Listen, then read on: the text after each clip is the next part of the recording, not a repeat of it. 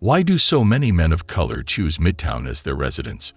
Sharp explains 3 of the reasons why they choose to live independently. One reason is that the women are no longer worth fighting for. Second, the community does not value decent men. Thirdly, the men became violent towards women in the face of competition. As a result, the men also begin to view women as dangerous. Other than the ones I just mentioned, what other reasons do you have to believe make men of color go MTA? One of the most obvious examples is the fact that a generation of young men of color were raised by a single mother. In addition, they witnessed their father's imprisonment for failing to pay child support and their mother's treatment of their fathers by locking them up so that they would not be as vulnerable to being duped into pregnancies by the women and could not support a child they did not want. I believe that having to deal with angry women has also led to emotional exhaustion in these women. Furthermore, it would appear that this is typical of all communities. However, on Jerry Springer, the stereotype of the angry woman of color throwing shoes at her man probably got to a lot of guys. They shouldn't live like talk shows. Another reason why men of color avoid women is that it is no longer considered taboo among white and Asian men. Numerous generational and ex-boomer parents are still discriminatory against people of color and continue to date the men. For so many of their daughters, they won't let them marry these men. However, Asian, Latina, and white women can still have casual relationships with colored men despite this. The racial mixing that has taken place over the past 5 to 10 years, particularly the last 20 years, is evidence that things are changing. When colored men have access to women whose market value is higher. Enraged colored women are less aggressive than white women. Everyone is aware of the decision that colored men will make. The availability of colored women is decreasing as more join the mix. When colored women treat them differently than non-colored men, the men feel resentment. So why wouldn't they follow in their footsteps? They have every right to be upset about this specific situation. Those are only a few of the brief explanations I came up with. But beyond that, all of those colored men are realizing that all women, regardless of their background, are unlovable. Colored women now have access to white men and are also raising their standards. In the marketplace, that is regarded as superior. It has something to do with the fact that, for some reason, every woman in our society is getting worse every minute. Women, on the other hand, will argue that there are no genuine men left because they no longer restrict themselves to men from their backgrounds and have unrealistic expectations about this equation. Colored women's dating practices, on the other hand, compare colored men to white men. Swirling exists and can be found everywhere. The line at the end, which I consider to be my favorite, goes like this: when colored women don't give you the time of day despite having a steady job and not living at home, you have to deal with brothers' hatred and the constant disapproval of your lack of success. I quote, "When you achieve even a modest amount of success, you will either give up or focus." This, in my opinion, suggests that colored women are now setting themselves up for failure because they have previously encountered white cauliflower of a higher status. Colored men are now learning about this issue, which white men have struggled with for a very long time. Nowadays, the majority of guys have steady jobs, so it's not enough for white or Asian men. Instead, you need to be wealthy, have expensive wheels, dress well, and have status in addition to being successful. Having all of that may appear to be much simpler for a white man, but keep in mind that you are competing with other white men. As a result, numerous white men are currently dating Filipino, colored, or Latino women. Women from these groups simply won't return once they try the cauliflower. White men's hair is thicker than a $100 bill, despite its shorter length. Regarding the sisters, they assert, the reasons why colored men and women choose different paths are the primary focus of the article. Nevertheless, I believe it should have explained why colored men should be treated differently by all women. Colored men also say that they date women of other races in the comment section that follows the article.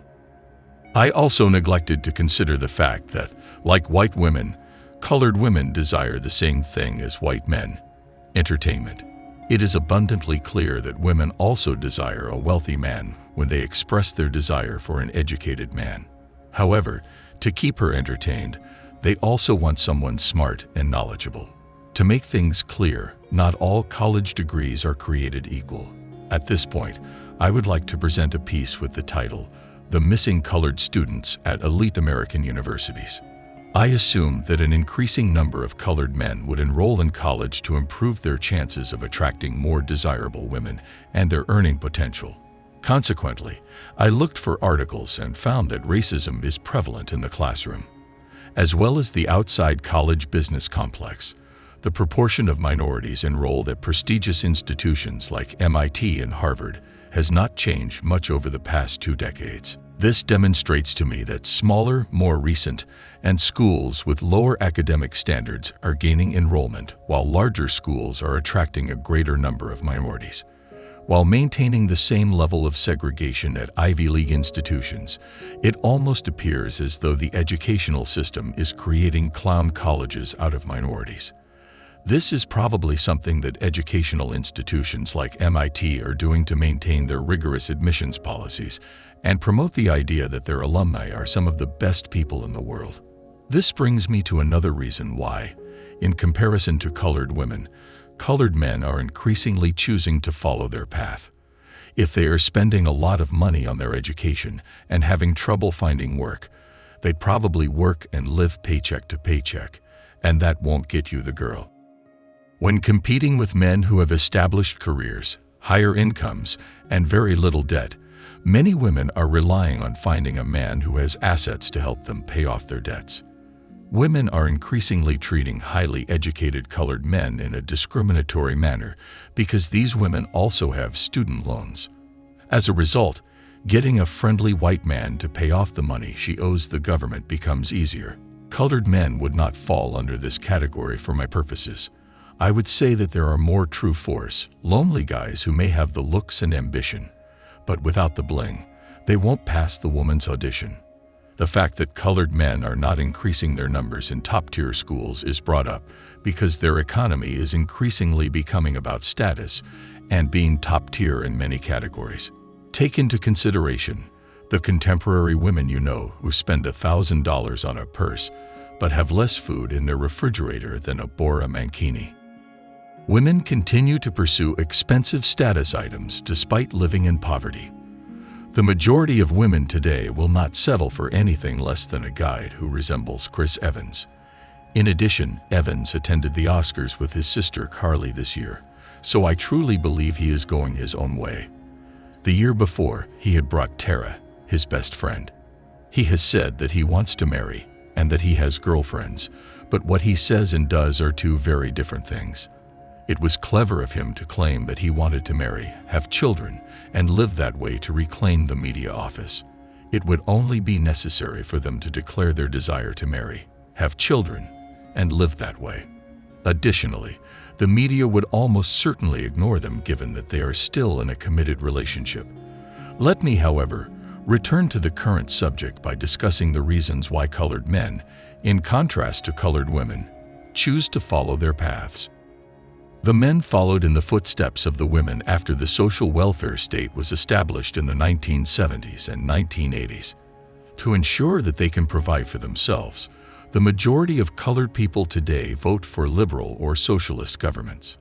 Nevertheless, they are unaware of the fact that colored people were already well on their way to prosperity before the state decided to assist Native Americans in the United States.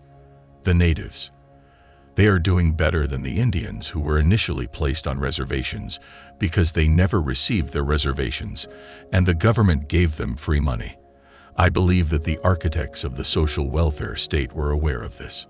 The men suddenly lose access to their own families when she kicks the men out of the house so that she can get her independence and a welfare check. It is clear why the men treat the women so badly because it was colored women who started the problem.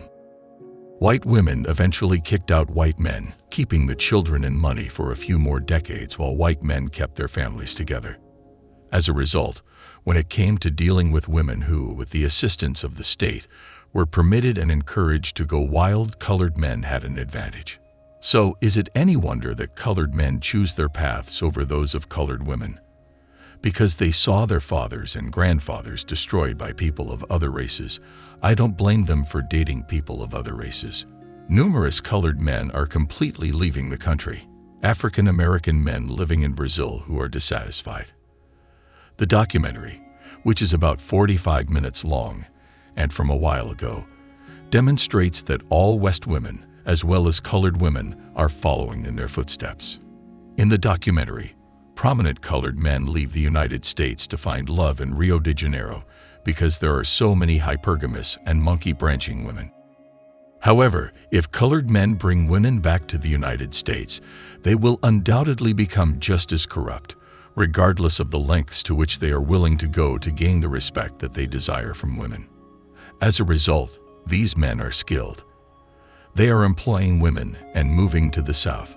Men are willing to travel halfway around the world and leave undesirable women to achieve their goals.